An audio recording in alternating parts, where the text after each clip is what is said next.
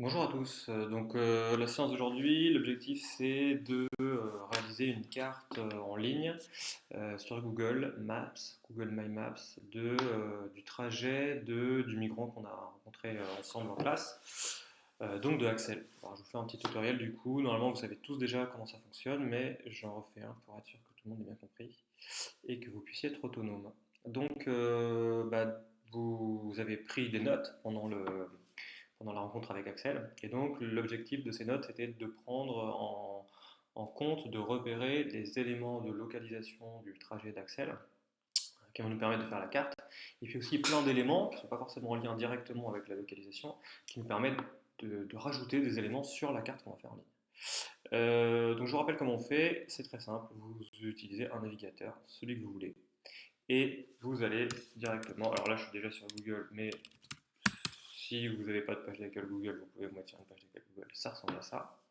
Et vous allez tout de suite vous connecter ici euh, pour, euh, pour pouvoir utiliser donc, le logiciel MyMaps. Pour cela, vous devez vous connecter avec un des 5 comptes Valdoudon Collège, 1, 2, 3, 4 ou 5, dont les mots de passe sont toujours collège et le numéro du compte. Donc là, Valdoudon Collège 1, c'est déjà rentré dans cet ordinateur.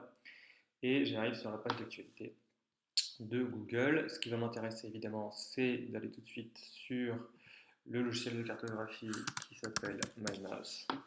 Une fois que vous êtes sur MyMaps, vous allez créer une nouvelle carte.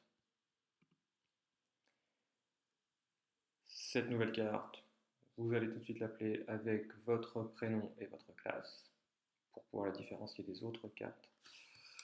Donc,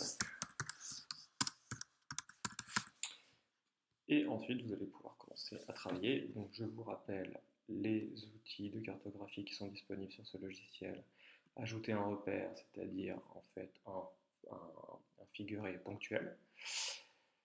Vous pouvez aussi rajouter un figuré linéaire, une ligne dessus, ainsi. Et vous pouvez aussi, toujours avec le même bouton, le deuxième bouton, utiliser un figuré de surface. Vous savez que vous pouvez les colorier, les transformer, ces figurés, en utilisant toujours le petit élément style.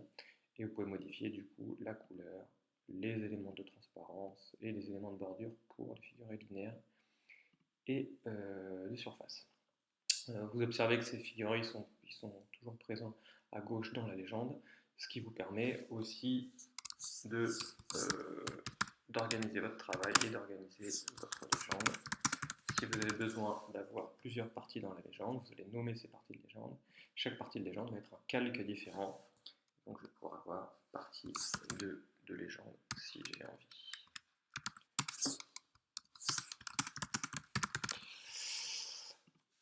On y va du coup pour Axel qui est un migrant qui vient d'Érythrée. Donc on va faire un voyage du coup entre l'Érythrée, qui se trouve ici, et le Soudan, la Libye, l'Italie et la France.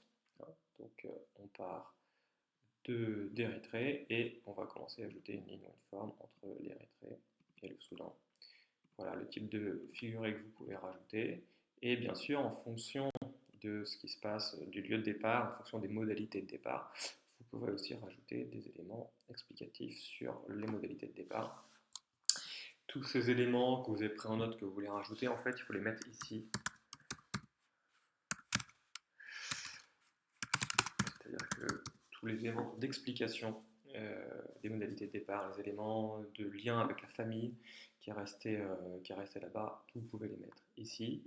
Voilà. Et donc vous allez organiser vous allez aussi donner des informations sur les types de trajets, sur comment se passe le trajet.